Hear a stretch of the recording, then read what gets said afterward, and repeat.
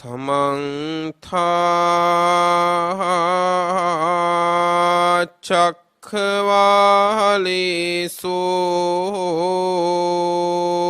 अत्रा गच्छन्तु देवता सद्दम्मं मुनिराजस्य सुनन्तु सग्मुखदं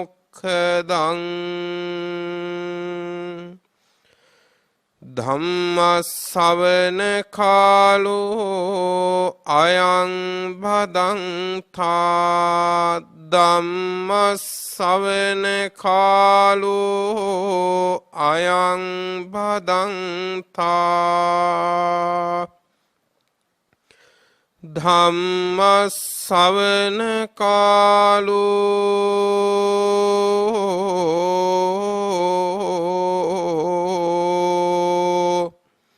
अयं भदन्ता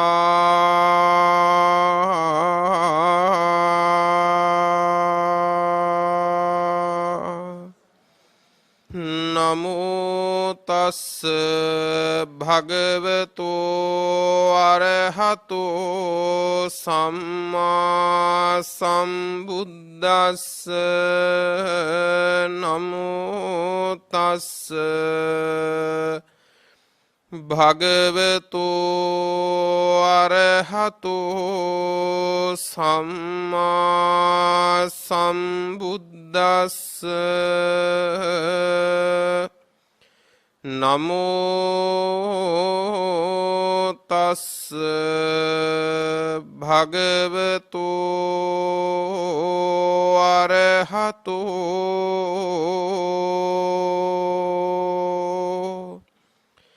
सम्मा सम्बुद्दस्स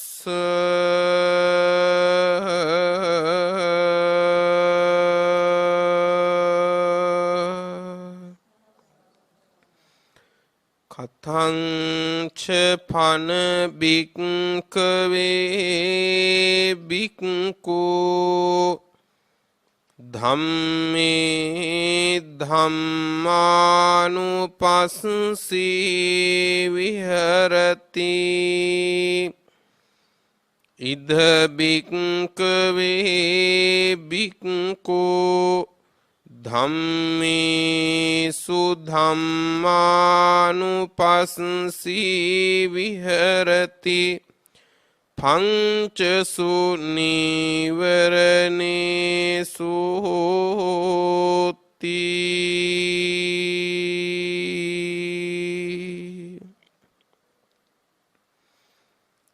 धर्म श्रवणाभिलाषी श्रद्धावंत पिन्नुतुनी සියලු දෙනාම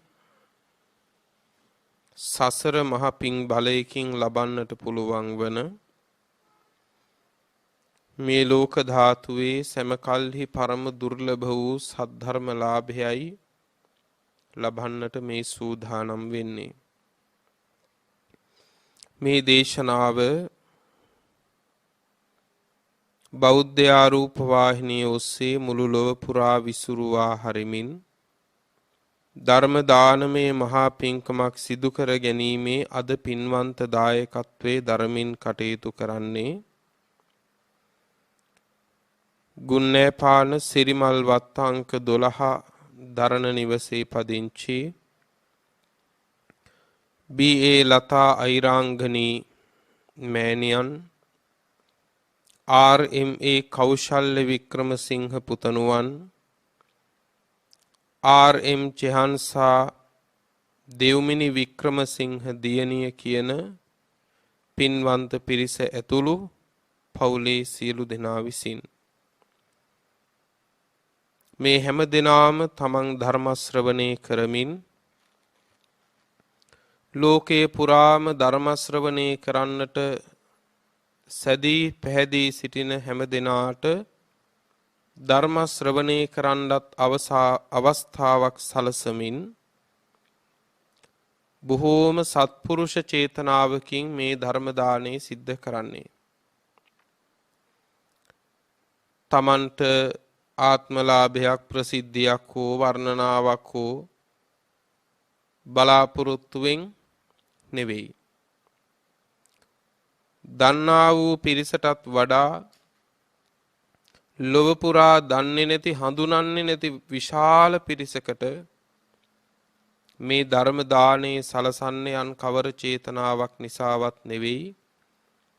තථාගතයන් වහන්සේ විසින් වදාළ ධර්මය අපි සේම ඕන්ද ශ්‍රවණය කරත්වා ඒ හැම දිනාමත් මේ දුක් සහිත සසරෙන් ගැලවෙත්වා කියන උදාර ප්‍රාර්ථනාව ඇති කරගෙන ඒ නිසයි මේ ධර්ම දාණය කරන්නේ සත්පුරුෂ චේතනාවකින් කියලා සඳහන් කළේ.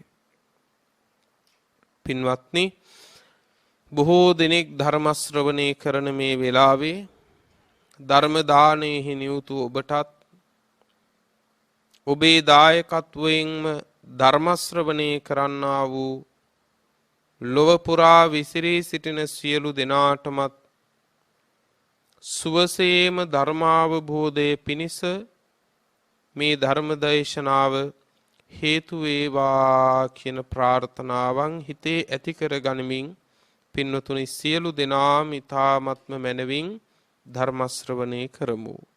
පින්වතුනි, සම්මා සම්බුදුරජාණන් වහන්සේ සමත විදර්ශනා භාවනාවන් දෙකම එකට ඇතුළත් කොට වදාළ දේශනාවක් තමයි දීඝ නිකායේ එන මහා සතිපට්ඨාන සූත්‍ර දේශනාව. මේ මහා සතිපට්ඨාන සූත්‍ර දේශනාව ආරම්භ වෙන්නෙම ඒකායනෝ අයම් භික්කවේ මග්ගෝ, මහණෙනි මේකම මාවතයි, මේකම මාවතයි. සත්තානං විසුද්ධියා, සත්වයන්ට කෙලෙස් හෝදලා හැරලා පිරිසිදු වෙන්න. ශෝක පරිද්ධවානං සමතික්කමාය, ශෝක පරිදේවාදිය නැති කරලා දාන්න, දුරු කරන්න. දුක්ඛ දෝමනස්සානං අත්තගමාය, දුක් දොම්නස් දෙකෙන් අත මිදෙන්න. ඥායස්ස අධිගමාය, ලෝකෝත්තර ඥානය උපදවාලන්න. නිබ්බානස්ස සච්චි කිරියාය, නිර්වාණ ධර්මය සාක්ෂාත් කරන්න. නිර්වාණ ධර්මයේ සාක්ෂාත් කිරීමමයි පෙර සඳහන් වචන වලිනුත් පින්නතුනේ විස්තර කරලා තියෙන්නේ. කෙලෙස් මල සෝදා හැරීම, ශෝක පරිදේවාදී දුරු නැති කිරීම, ඊළඟට පින්වත්නි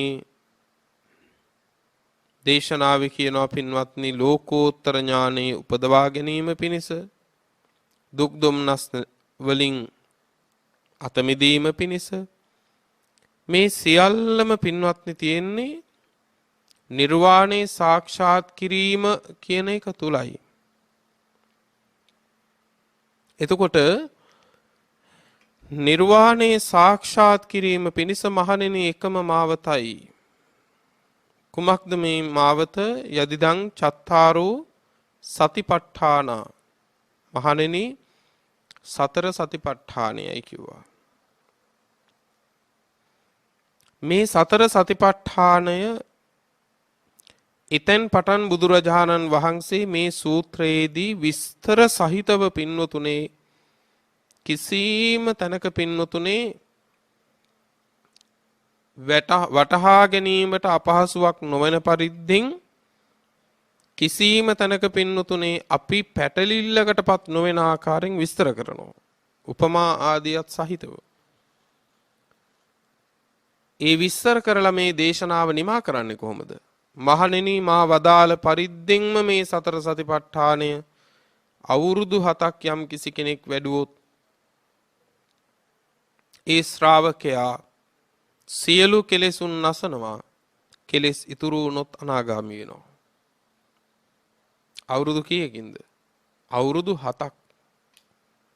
බුදුරජාණන් වහන්සේ වදාළ පරිද්දෙන්ම පින්නතුනේ මේ සතිපට්ඨානයේ වැඩුවොත් මොකද්ද ලැබෙන ඵල දෙක කියන්නේ? සියලු කෙලෙසුන් නැසලා අරහත්වයට පත් වෙනවා. නැත්තම් කෙලෙස් ඉතුරු වුණොත් අනාගාමී වෙනවා කිව්වා. සමහර විටකදී ඔබ ඔබේ ගෙදර හදන්නත් අවුරුදු 7කට වඩා යන්න ඇති. නේ?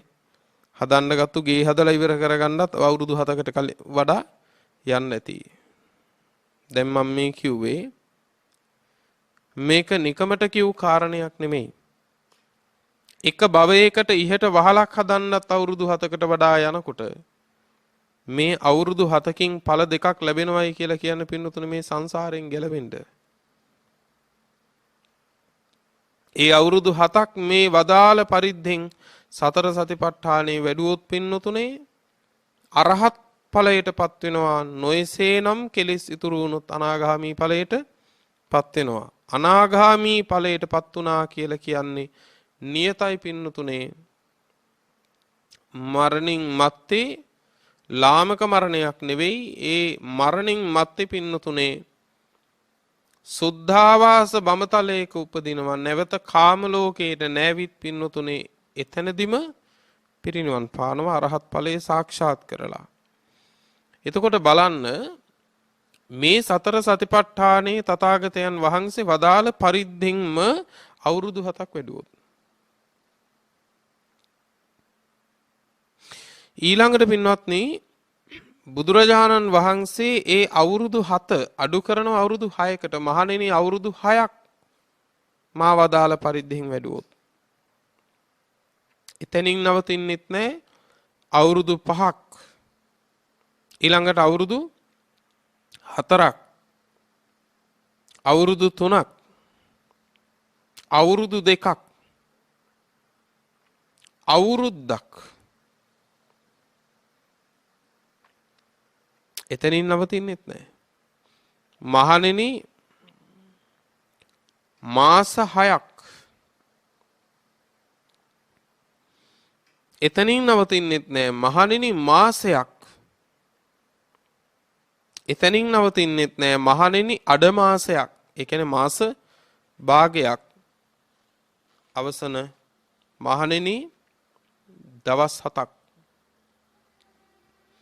මහණෙනි දවස් 7ක් මා වදාළ පරිද්දෙන් මේ සතර සතිපට්ඨානේ වැඩුවොත් ඒ ශ්‍රාවකයා එක්ක සියලු කෙලෙසුන් නැසලා අරහත් වේටපත් වෙනවා. කෙලෙස් උතුරු වුණොත් අනාගාමී වෙනවා කිව්වා. දවස් කීයකින්ද? දවස් 7කින්. දවස් 7කින් මේක අද පටන් ගත්තොත් ලබන සතියේ වෙනකොට කෙරෙයිද නැද්ද කියන එක නෙවෙයි කාරණේ. එහෙම වදාළ ශාසනයක පින්නතුනේ අපි මොන තරම්නම් සැබවින්ම සංසාර දුක් කෙලවර කර ගැනීමේ අපේක්ෂාවකින් ඉන්නවා නම් අපි මොනතරම්නම් එහෙම ධර්මයක එහෙම ශාසනයක අප්‍රමාදී වෙන්න ඕනද නේ? ඉතින් බුදුරජාණන් වහන්සේ වදාළේ දින 7ක් ඇතුළත සංසාර දුක් කෙලවර කරගන්න පුළුවන්. නමුත් අපි කියනවා කොහොමද? ඔය කිව්වට ඔහොම පුළුවන් ද රහත් වෙන්න? ඔය කිව්වට ඔහොම පුළුවන්ද නිවන් දකින්න? ඒ නිසා පින්නතුනේ නිවන කියන එක පැත්තකින්ම තියලා මේක මෛත්‍රිය බුදුරජාණන් වහන්සේගේ කාලේ දකින්න අවබෝධ කරගන්න තියෙන එකක් දක්වා අපි ඈතට කරලායි තියෙන්නේ. නේද? මේ දින 7කින් මහණෙනි මා වදාළ පරිද්දෙන් දින 7ක් මේ සතර සතිපට්ඨානේ වැඩුවොත් එක්ක සියලු කෙලෙසුන් නැසලා අරහත් වේටපත් වෙනවා. කෙලෙස් ඉතුරු වුණොත් අනාගාමි වෙනවා කියලා වදාළ ධර්මයක වදාළ ශාසනයක එසේ වදාළ ශාස්ත්‍රුන් වහන්සේ නමකගේ ශාසනයක ශ්‍රාවකයෝ කියන අපි ඒ නිවන කල් දාලා තිනවා ඊළඟ බුද්ධ ශාසනයට.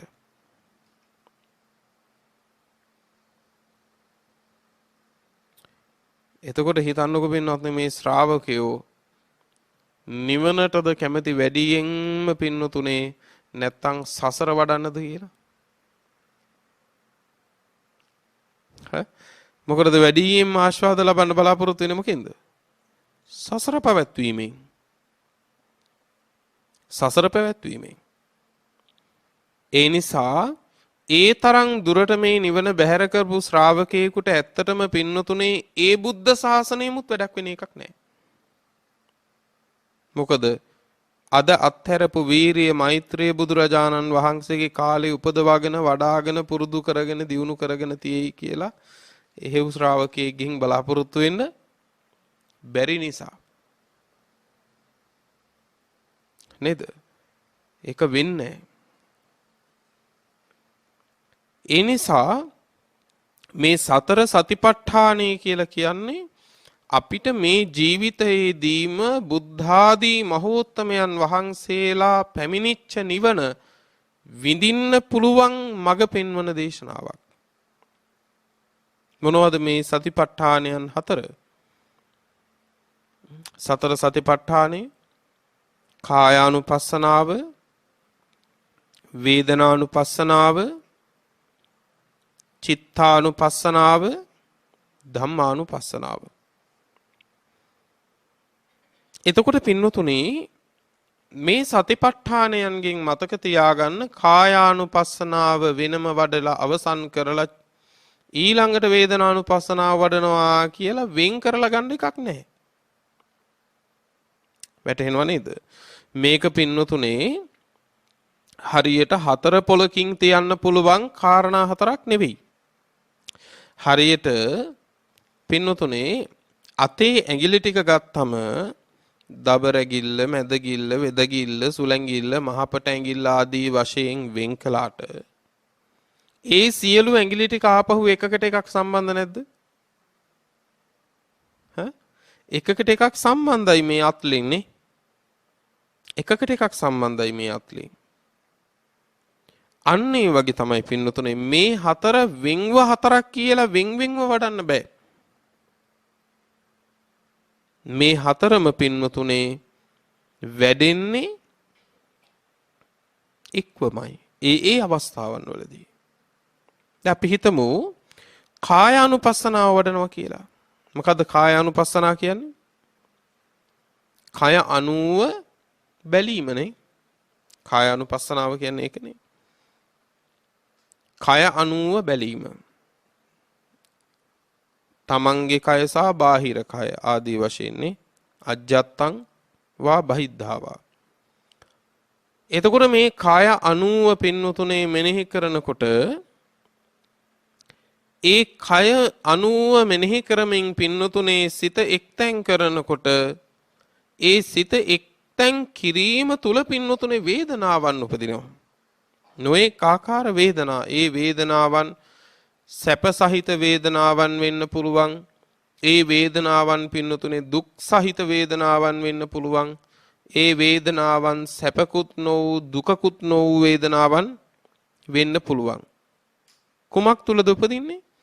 අර කායානුපස්සනාව වැඩිම තුලම පින්නතුනේ සිත එක්තැන් වෙනකොට පින්නතුනේ සියුම් වේදනාවන් පවා පින්නතුනේ ප්‍රකට වෙලා පේනවා. සියුම් වේදනාවන් පවා ප්‍රකට වෙලා පේනවා පින්නතුනේ. ඇයි? සිත එක්තැන් වෙලා තියෙන නිසා. සිත විසිරිච්ච තැන්වල පින්නතුනේ අපිට වේදනාවන් තේරෙන්නේ නැහැ. දැන් හොඳට බලන්නකෝ.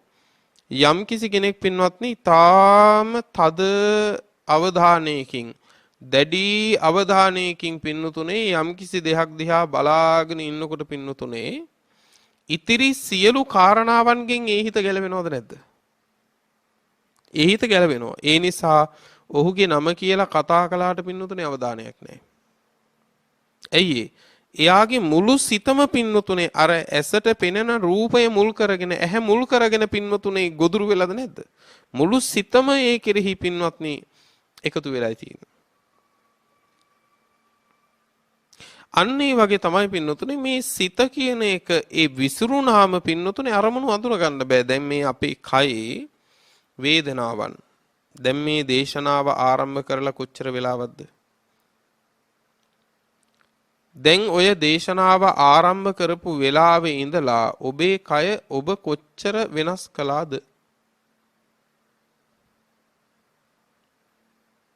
කොච්චර වෙනස් කළාද?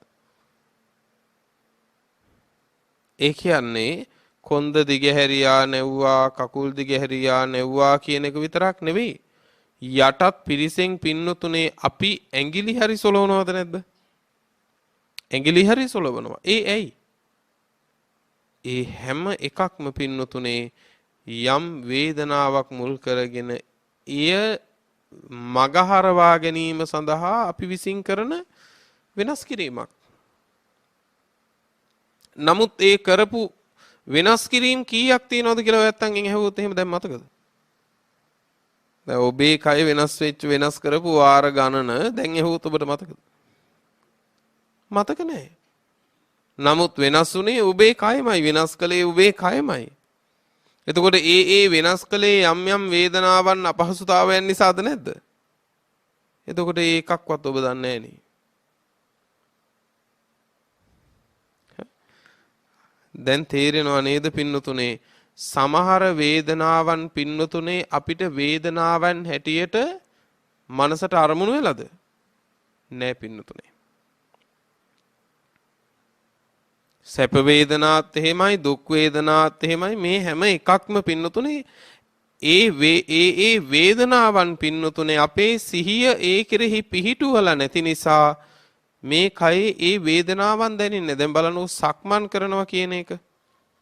භාවනා කරද්දී අපි කියන්නේ ඇවිදිනව නෙමෙයි සක්මන් කරනවා කියන එක. මොකද්ද වෙනස?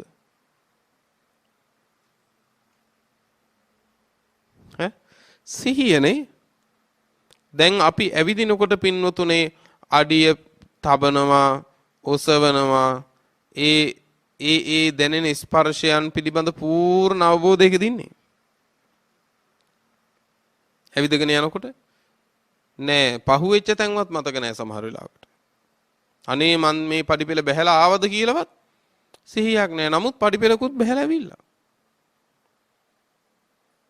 නමුත් සක්මනේදී ස්වභාවය තමයි පින්නතුනේ සක්මන් කරද්දී පූර්ණ සිහිය යොදන්නේ යොමු කරන්නේ කොතැනද? ඒ සක්මනටයි. ඒ නිසා පය එසවෙනවා වැටෙනවා. ඒ තබන පය පින්නතුනේ මුලින්ම ස්පර්ශ වෙන්නේ කොතනද කියන එක හොඳට ප්‍රකටයි. එහෙම තබනකොට පින්නතුනේ ඒ පයට පෑගෙන වැලි ටික පවා පින්නතුනේ එයින් උපදින සියුම් වූ වින්දනය විඳීම එහෙමත් නැත්නම් වේදනාව පවා හොඳට වැටහෙනවද නැද්ද? හොඳට වැටහෙනවා පින්නතුනේ.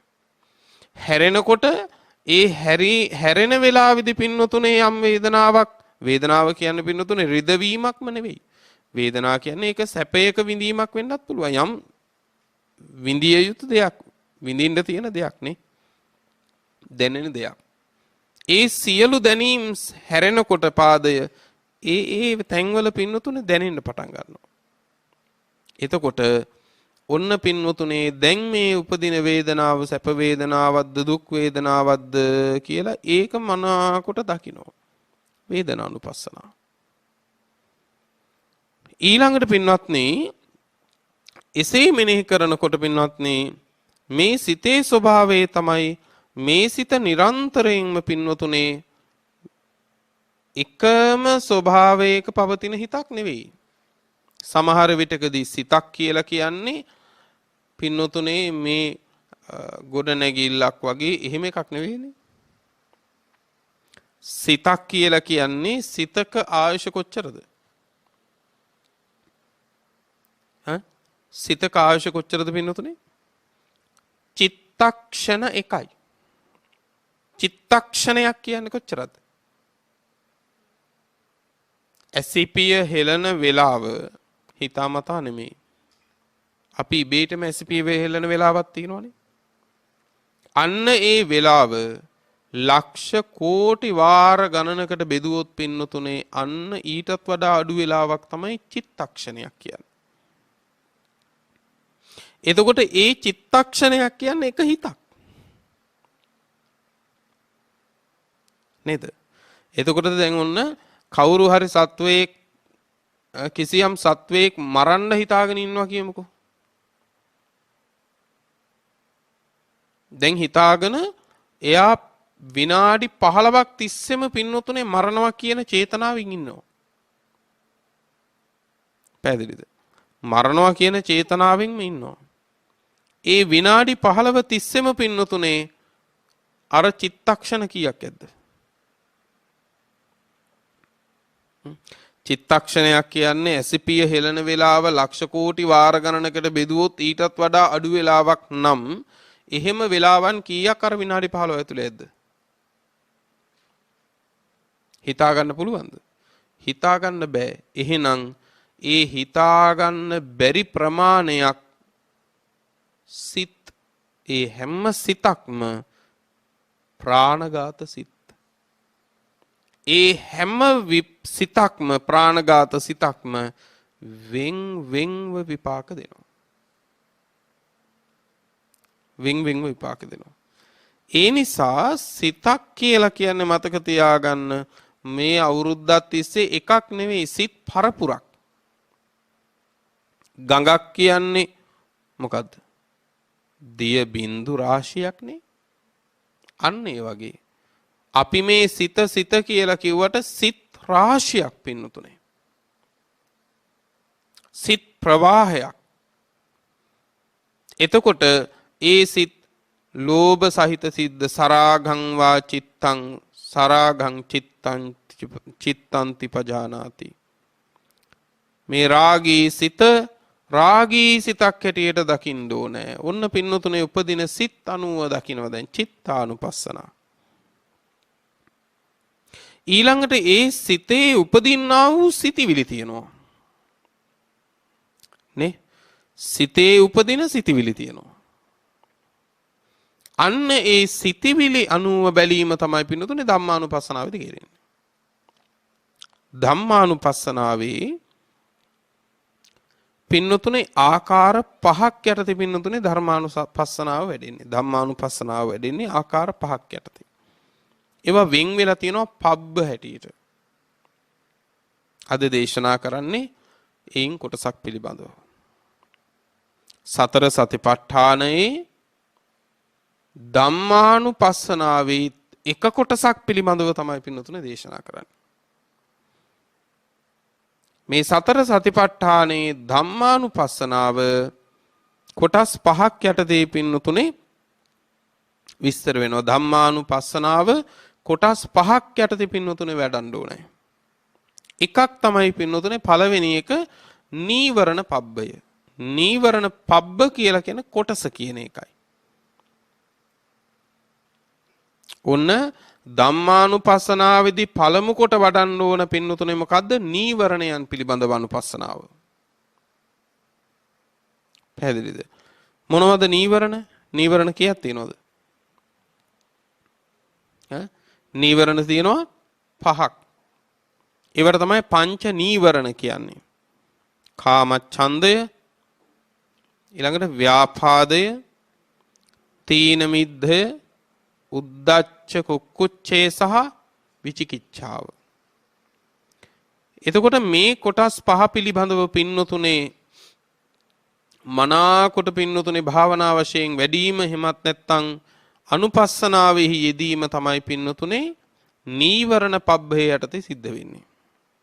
ධම්මානුපස්සනාව වඩද්දී එහි පළමුවෙනි කොටස තමයි පින්නතුනේ නීවරණ ධර්ම පිළිබඳ විමසීම. දෙවෙනි කොටස තමයි පින්නතුනේ කන්ද පබ්බය. කන්ද පබ්බය කියලා කියන්නේ ස්කන්ධ පිළිබඳව පින්වත්නි අනුපස්සනාව. කන්ද පබ්බය. ස්කන්ධ කීයක් තියෙනවද? ස්කන්ධ කීයක් තියෙනවද පින්වත්නි? ස්කන්ධ තියෙනවා පහක්. මොනවද ස්කන්ධ පහ? රූප,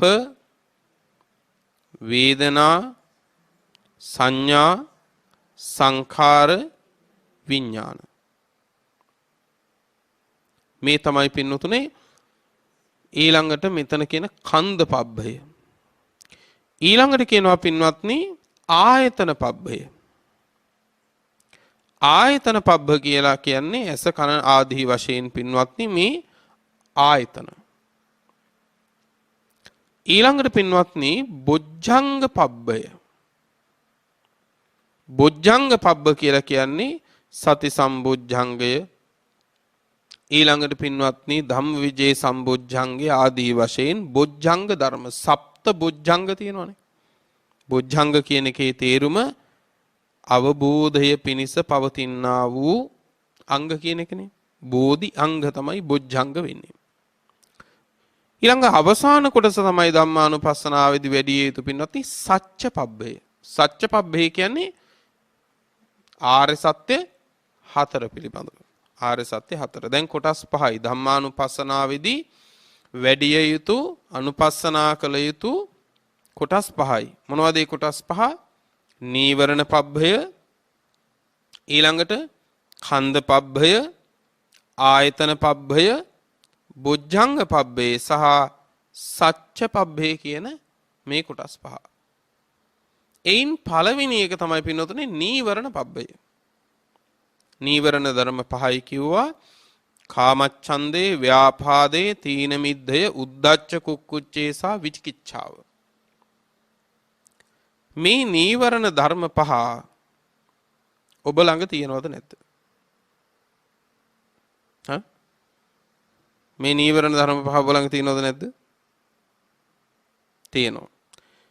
එතකොට මේ නීවරණ ධර්ම පිළිබඳව දේශනාවේ සඳහන් වෙන්නේ කොහොමද? මහණෙනි, දේශනාවක් තියෙනවා පින්නතුනේ අකුසල රාශී කියලා සූත්‍රයක්. අකුසල රාශී කියන එකේ තේරුම අකුසල් රැස, අකුසල් රාශිය, අකුසල් ගොඩ කියන එකනේ. මහණෙනි, අකුසල රාශිය, අකුසල රාශිය, අකුසල රාශිය කියලා යමකට කියනවා නම් කුමකටද කිව යුතු? මහණෙනි, අකුසල රාශියයි කියනවා නම් කිව යුත්තේම පංච නීවරණ ධර්ම වලට කිව්වා. හරියට වචන පාවිච්චි කරන කෙනෙක්, හරියට අර්ථ දැනගෙන කතා කරන කෙනෙක් අකුසල් රැසක් කියලා කියනවා නම් අකුසල් රැස කියලා කියන්න ඕන වෙන දෙයකට නෙවෙයි. එහෙනම් මොකේද? පංච නීවරණ ධර්ම වලට. ඔබ ළඟ තේනවා කිව්වද නැහැ කිව්වද? තේනවා කිව්වා. එහෙනම් මොනවද තියෙන්නේ? අකුසල් ගොඩක්. අකුසල් රාශියක් නේ. එහෙනම් දුරු කරගත යුතු නැද්ද? වහා දුරු කරගත යුතුයි. වහා දුරු කරගත යුතුයි නීවරණ ධර්ම. අපි ඊටාම කෙටියෙන් අඳුනාගමු පින්නතුනේ මොනවද මේ නීවරණ ධර්ම පහ. පළවෙනි එක තමයි පින්නතුනේ කාමච්ඡන්දේ. කාමච්ඡන්දේ කියලා කියන පින්වත්නි කාමයන් කෙරෙහි තිබෙන්නා වූ අධික මාත්‍ර කැමැත්ත ආසාව. නේද?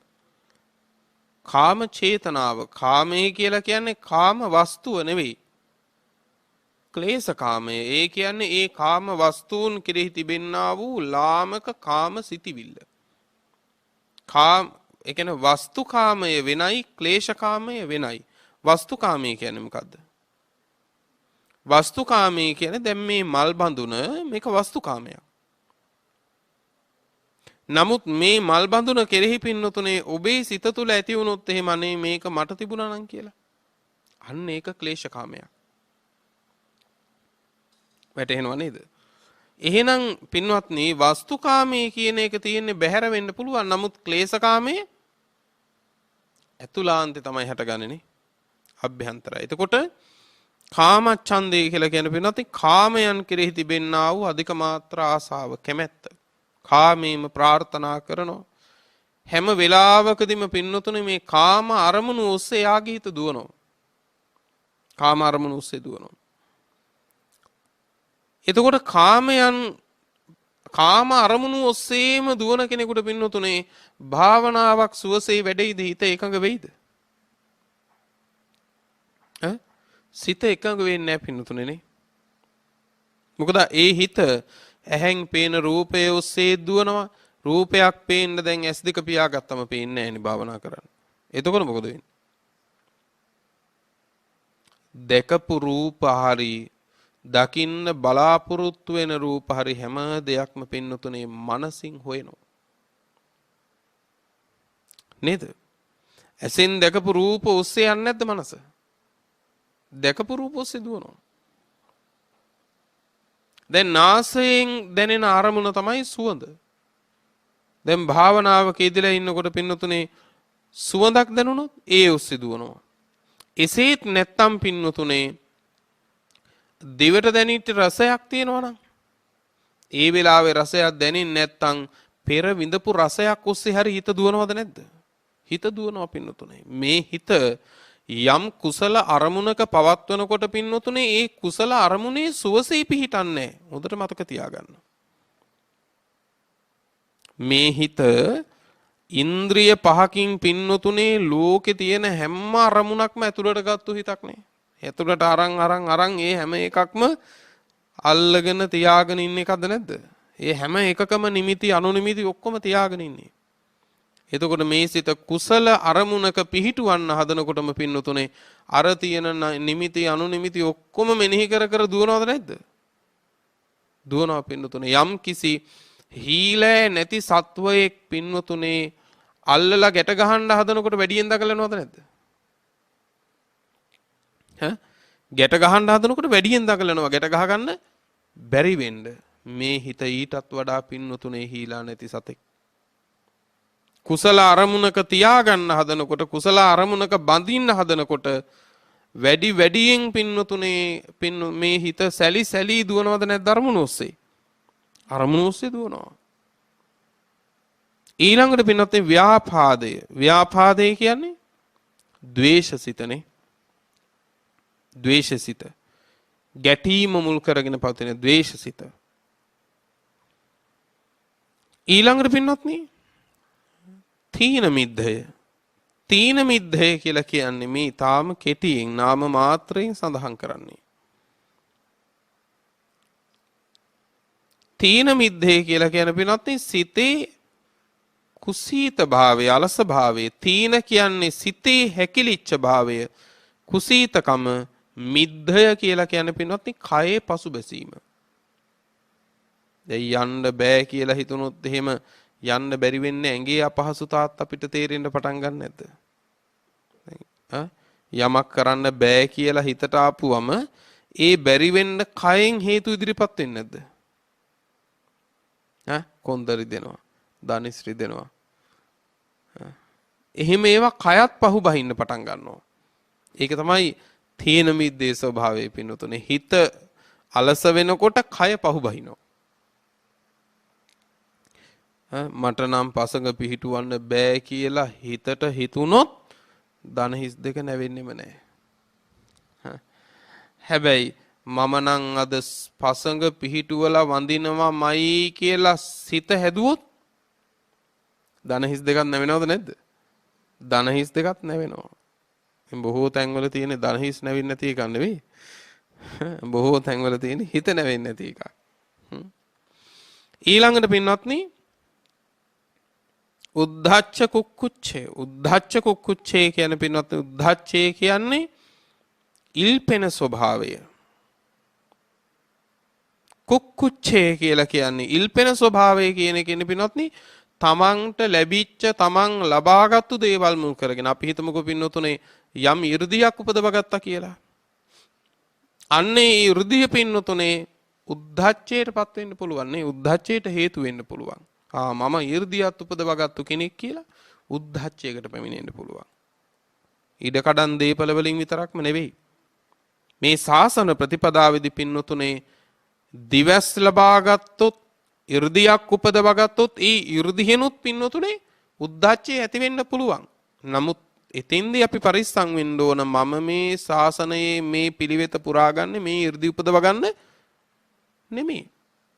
දෙවියන් කතා කරනවා, දෙවියෝ උපකාර කරනවා. එතකොට උද්ධච්චය ඇති වෙන්න බැයිද? මාත් එක්ක දෙවියොත් කතා කරනවා. හැබැයි අපි මේ පිළිවෙත පුරන්න පටන් ගත්තේ බුදුන් සරණ ගිහිල්ලා දෙවියෝ එක්ක කතා කරන්නද? බොහෝ දෙනෙක් එහෙම වෙනවා. ඊට පස්සේ දෙවියෝ එක්ක කතා කර කර ඉන්නවා නිවන පැත්තක තියලා. ඊට පස්සේ දෙවියන්ගේ වැඩ කරනවා, දෙවියන්ට ආවතේව කරනවා. ඒවා ලොකුම දේවල් කරගන්නවා ඊට පස්සේ. ඒකට නෙවෙයි මේ ශාසනේ. කුක්කුච්චේ ස්වභාවය තමයි විපිරිසර භාවය. අතීතේ කරපු නරක සහ කරන්න බැරි වෙච්ච හොඳ මේ දෙක ඔස්සේ තැවෙනවා. දච්ච කුක්කුච්ච. ඊළඟට විචිකිච්ඡා බුද්ධාදී අටතැන්හි ඇතිවන සැකය. පින්වතුනේ මෙන්න මේ නීවරණ ධර්ම පහ කියලා කියන්නේ මුළු මනින්ම පින්නතුනේ අකුසල් ගොඩක්. මෙන්න මේ අකුසල් ගොඩක් වූ නීවරණ ධර්මයන් පින්නතුනේ දුරු කර ගැනීම පිණිස පින්නතුනේ ධම්මානුපස්සනාවේදී අපි අනුපස්සනාවේ දෙන්න ඕන. ඒක තමයි පින්වත්නි මෙතන නීවරණ පබ්බයෙන් සිද්ධ වෙන්නේ. දේශනාවේ කියනවා කොහොමද මේ නීවරණ ධර්මයන් පින්නතුනේ දුරු කරන්නේ? පළවෙනි ක්‍රමේ තමයි පින්නතුනේ තදංග ප්‍රහාණයක් තියෙනවා. නීවරණ ධර්මයන් කෙටි කාලීනව ඒ මොහොතට යටපත් කරගන්න පුළුවන්. නේද? නීවරණ ධර්ම කියන ඒවා ඒ වෙලාවට යටපත් කරගන්න පුළුවන්. හරියට මොන වගේද පින්වත්නි? දැන් යම් කිසි වෙලාවකදී අපි හිතමුකෝ දානයක් දෙනවා. ඒ දාන දෙන වෙලාවට ආසාව දුරු කරගන්නවා. හැබැයි දාන දීලා ඉවරුණාම ලෝභය එනවද නැද්ද? එතන ඉඳලා ආයෙ ඉතුරු කරනවා, එකතු කරනවා, ගොඩ ගහනවා, පොදි බඳිනවානේ. අන්න ඒ වෙලාවට පින්නතුනේ මේ නීවරණ ධර්මය යටපත් කරගන්නවා. ඒ වෙලාවට. ඒ වෙලාවට නීවරණ ධර්මය යටපත් කරන තදංග ප්‍රහාණය කියන්නේ කෙටි කාලයකට. දෙක වික්ඛම්බන ප්‍රහාණය. වික්ඛම්බන ප්‍රහාණය කියලා කියන පින්වත්නි යම් ධානයන්ට පත්වමින් පින්නතුනේ ඒ උපදවා ගත්තා වූ ධාන බලයෙන් මේ නීවරණ ධර්ම යටපත් කරගෙන ඉන්න පුළුවන්. ධානය පවත්වාගෙන ඒ ධානයෙන් නීවරණ ධර්ම යටපත් කරගන්න පුළුවන්. හැබැයි යම් වෙලාවක ඒ ධානය නැති වුණොත් නීවරණ ධර්ම උපදිනවා. නීවරණ ධර්මයේ ඉපදුනොත් ධානයත් නැති වෙනවා. අන්න ඒ නිසා තමයි ආකාශයෙන් ගියපු ඍෂිවරු එහෙම යම් රාග සිතිවිලි උපදව ගත්තම ධානයෙන් පිරිහිලා පින්නතුනේ පහලට වැටුණා කියන්නේ. ඒ කියන්නේ නීවරණ ධර්ම ඉපදිලා ධානය පිරිහිලා. ඒ පිරිහිච්ච ධානයක් අය උපදව ගන්නවා කියන එක ලේසිත් නෑ. අනේ මේ මම පෙරත් ධාන උපදවගත්තු කෙනෙක් නේද කියලා ඒක ලේසි නෑ මේ නීවරණ ධර්ම ආපහු ආරයකටපත් කරගන්නවා කියන එක. අන්තිම එක තමයි පින්නතුනේ සමුච්ඡේද ප්‍රහාණය. සමුච්ඡේද ප්‍රහාණය කියලා කියන පින්නොත්නි නැවත නූපදින පරිද්දෙන්ම පින්නතුනේ නැති කරලා දානවා. නැවත නූපදින පරිද්දෙන්ම නැති කරලා දාන එක. එතකොට මේන් තදංග ප්‍රහාණය පින්නතුනේ කාමාවචරයි. තදංග ප්‍රහාණය කාමාවචරයි. ඒ කියන්නේ දිව්‍ය මනුෂ්‍යාදී අවස්ථාවන් වලදී නීවරණ ධර්ම යටපත් කරගන්න වෙන්නේ පින්නතුනේ කාම තදංග ප්‍රහාණ වශයෙන්. ඊළඟට පින්වත්නි වික්කම්බන ප්‍රහාණ වශයෙන් මේ කෙලෙස් ධර්ම යටපත් කරගන්න පුළුවන් වෙන්නේ රූපාවචර අරූපාවචර කියන අවස්ථාවන් ඔස්සේ. ඒ කියන්නේ ධාන ඔස්සේ තමයි පින්වත්නි රූපාවචර ධාන සහ අරූපාවචර ධාන වලින් තමයි වික්කම්බන වශයෙන් පින්නතුනේ කෙලෙස් ධර්මයන් යටපත් කරන්න පුළුවන් වෙන්නේ. සමුච්ඡේද වශයෙන් ප්‍රහාණය කරන්න පුළුවන් වෙන්නේ ලෝකෝත්තර අවස්ථාවේදී. මේ ලෝකයෙන් ඊතර වුණාට පස්සේ ලෝකෝත්තර අවස්ථාවේදී තමයි නැවත නූපදින පරිද්දෙන්ම පින්නතුනේ මේ කෙලෙස් ධර්මයන් දුරු කරන්න නැති කරන්න පුළුවන් වෙන එකට කියන සමුච්ඡේද වශයෙන් කියලා. එතකොට පළවෙනි කාරණේ තමයි මේ නීවරණ ධර්මයන් නැති කරන්න නම් පළවෙනිම කාරණේ තමයි පින්නතුනේ අපි දැනගන්න ඕන මොකද්ද? සන්තං වා අජ්ජත්තං කාමච්ඡන්දං අත්තිමේ අජ්ජත්තං කාමච්ඡන්දෝති පජානාති. පළවෙනිම කාරණේ තමයි సంతాනයේ තිබෙන්නා වූ කාමච්ඡන්දය මං තුල ඒ කාමච්ඡන්දය තියෙනවා කියලා දකින්න ඕන පින්නතුනේ. ඔය තමයි පළවෙනි ක්‍රමේ මේ නීවරණ ධර්මයන් නැති කර ගැනීම පිණිස. පළවෙනි කාරණේ මොකද්ද? තමන් ළඟ තියෙන නීවරණ ධර්මය තියෙනවා කියලා හඳුනා ගන්න ඕනේ. ලෙඩේ හොඳ වෙන්න නම් ඉස්සෙල්ලා ලෙඩේ තියෙනවා කියලා දැනගන්න එපා. බොහෝ ලෙඩේ දන්නේ. ඒ ලෙඩෙන්ම මැරෙනකන් දන්නේ. නේද?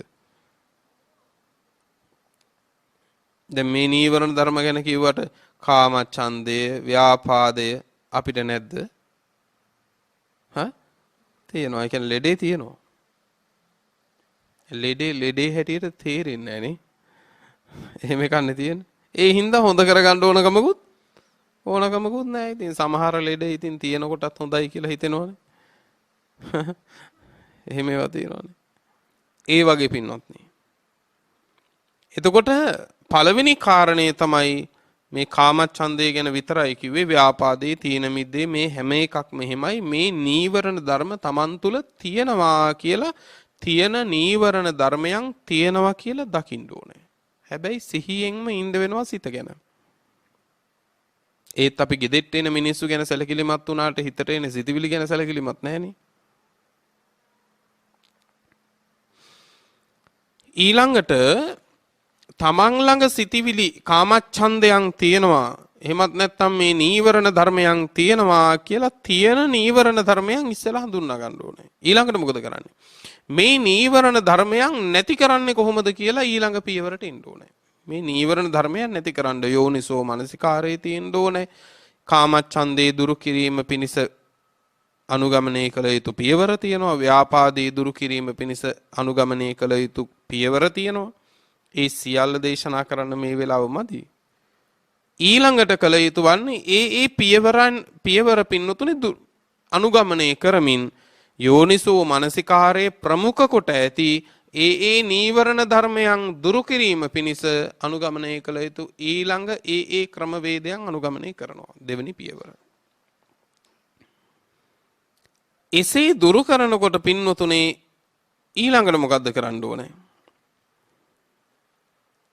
ඊළඟ කාරණේ තමයි පින්වත්නි අපිට අවධානය තියෙන්න ඕනේ. ඒ දුරු කරන්න පින්වත්නි නැති නීවරණ ධර්ම උපදිනවා. නේ දැන් අපේ නීවරණ ධර්ම තියෙන කියලා අඳුනගත්තා. ඒ තියෙන නීවරණ ධර්මයන් දුරු කර ගැනීම පිණිස අනුගමනය කළ යුතු දේ කරනකොට ඇතැම් තැන්වල තියෙන දේවල් දුරු කර ගන්න දරන මහන්සිය ASCII පින්නතුනේ නැති නීවරණ ධර්ම උපදිනවා. එහෙනම් නැති දැන් උපදින නීවරණ ධර්මයන් අඳුන ගන්න ඕනේ.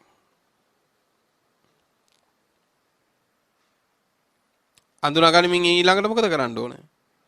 ඒ නීවරණ ධර්මයන්ද නැවත නූපදින පරිද්දෙන් නැති කරන්න ඕනේ. ඊළඟට දැන් උන නීවරණ ධර්ම නැහැ දැන්. දැන් ඊළඟට Taman දකින්නවා Tamanගේ හිත තුළ නීවරණ ධර්ම නැහැ. නීවරණ ධර්ම නැත්තම් නැහැ කියන එකක් දකින්න ඕනේ. නැහැ කියලා දැක්කේ නැත්තම් මොකද වෙන්නේ? ආයෙ උපදින්න පුළුවන්. නේද?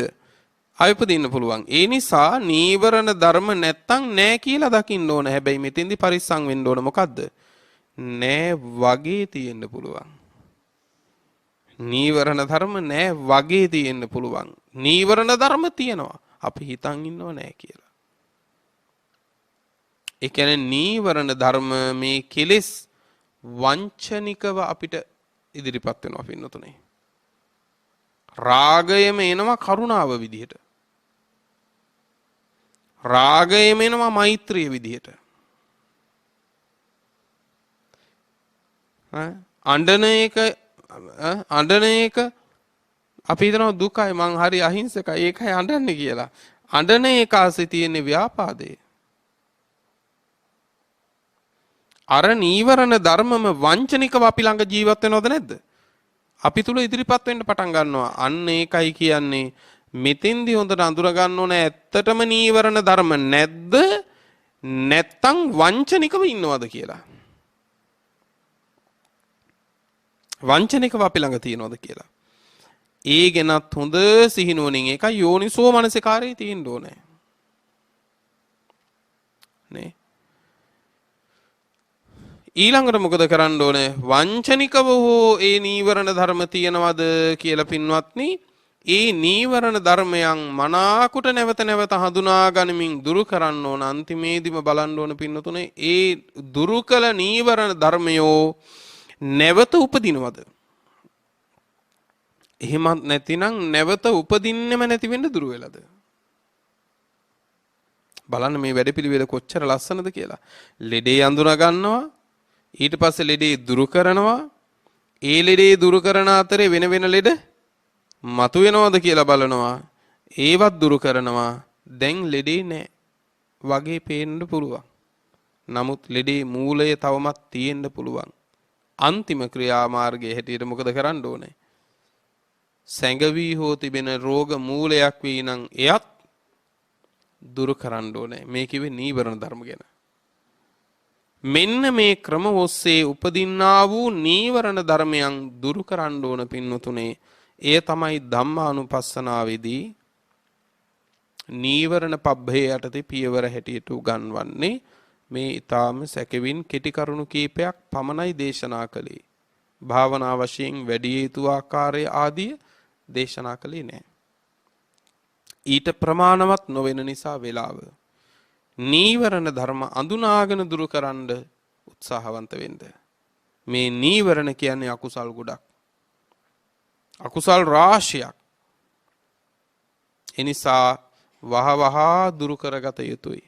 හැම දිනාන්නේ පාන ලිපිනේ පදිංචි BA ලතා අයිරාංගනී මෑණියන් RMA කෞශල්‍ය වික්‍රමසිංහ පුතණුවන් RM චෙහන්සා දෙව්මිනි වික්‍රමසිංහ දියණිය ඇතුළු පවුලේ පින්වන්ත සියලු දෙනා විසින් අරමුණු අතරට එක් වෙන්නේ RM දයාරත්න වික්‍රමසිංහ මහත්මාණන් ඒ දායකත්වයේ දරන පින්වත් මෑණියන්ගේ ස්වාමි පුරුෂයාටත් එවැගේම RM චමලි මදුෂිකා වික්‍රමසිංහ දියණිය BA සනි පියතුමා RM ලුසිහාමි මෑණියන් ඇතුළු සියලුම ඥාතීන්ට පිංපෙත් අනුමෝදන් කරලීමට බලාපොරොත්තු වෙනවා.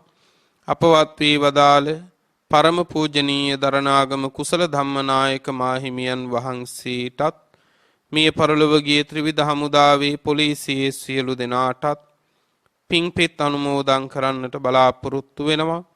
ඒ වගේම දේශනාව ශ්‍රවණය කිරීමට පැමිණ සිටින සියලු දෙනාට නිරෝගී සුවත් දීර්ඝායුෂත් පතනවා. වගේම දේශකයාණන් වහන්සේටත් ආශිර්වාද ප්‍රාර්ථනා කරන්නට බලාපොරොත්තු වෙනවා. ලක්වැසි ලෝවැසි සියලු දෙනාටත් සියලු ලෙඩ රෝග වලින් තොර නිරෝගීමත් ජීවිත ගත කිරීමටත් සුවසේ ධර්මාවබෝධයටත් මේ ධර්ම දාණය හේතු වේවා කියලා ප්‍රාර්ථනා තබනවා. රැස් කරගත් උදාර කුසල් නමින් මිය ගිය සියලු ඥාතීන්ට අපි අනුමෝදන් කරමු. ඒ සියල්ලෝ පින් අනුමෝදන්ව සැපවත් වෙත්වා නිවන් දකිත්වා කියලා සාදු කියලා පින් අනුමෝදන් කරමු. දේශනාවේ දායකත්වයේ දරූ පින්වන්ත ඔබටත් නිදුක් නිරෝගී චිරජීවනයත් සැලසේවා. බුද්ධාදී උතුමන් වහන්සේලා නිවුණු සැනසුණු අමා මහ නිවන අපටත් මේ කුසල බලයෙන්ම ලැබේවා කියලා සාදු කියලා ප්‍රාර්ථනාවන් ඇති කර ගනිමු. ලොව සසුන සුරකින්න සියලු සම්මාදිට්ඨික දිව්‍ය රාජ මණ්ඩලයටත් පින් ලැබේවා. පින් අනුමෝදන් වන දෙවියන්ගේ දේව ආරක්ෂාවත් නිරතුරුව ඔබට අපිට ලැබේවා. ප්‍රාර්ථනීය බෝධියකින් දෙවියෝද නිවන් දකිත්වා කියලා සාදු කියලා දෙවියන්ටත් පින් අනුමෝදන් කරමු. ආකාසට්ඨා ච බුම්මට්ඨා දේවා නාග මහිද්దికා පුඤ්ඤං තං අනුමෝදිත්වා චිරං රක්ඛන්තු ලෝක සාසනං චිරං රක්ඛන්තු ධම්ම දේශනං චිරං රක්ඛන්තු ත්වං සදා. පුරා අවුරුදු 25ක් ලෝතුරා සම්මා සම්බුදුරජාණන් වහන්සේ ළඟ ඉඳලා උන්වහන්සේට සියාතින් උපස්ථාන කළ අග්‍ර උපස්ථායක වූ මහා පිං ඇති ආනන්ද මහරහතන් වහන්සේ පින්වතුනේ මෙහෙම ප්‍රාර්ථනාවක් කළා. දස බල සේලප්පභවා නිබ්බාන මහා සමුද්ද පරියංතා අට්ඨංග මග්ග සලිලා ජින වචන නදී චිරං වහතු. දස බල බුදුරජාණන් වහන්සේ නම් මහ පර්වතය මුදුනින් හටගත් අමා මහ නිවන නම් මහසයුර කෙලවර කොට ඇති ආර්ය අෂ්ටාංගික මාර්ගය නම් සිසිල් දිය පිරුණු ඒ උතුම් තථාගත බුද්ධ වචනය නම් වූ ගංගාව අපමණ සත්වයින්ගේ අනන්ත සංසාර දුක්ගිනි නිවාලමින් තව බොහෝ කල් ගලා බසීවා.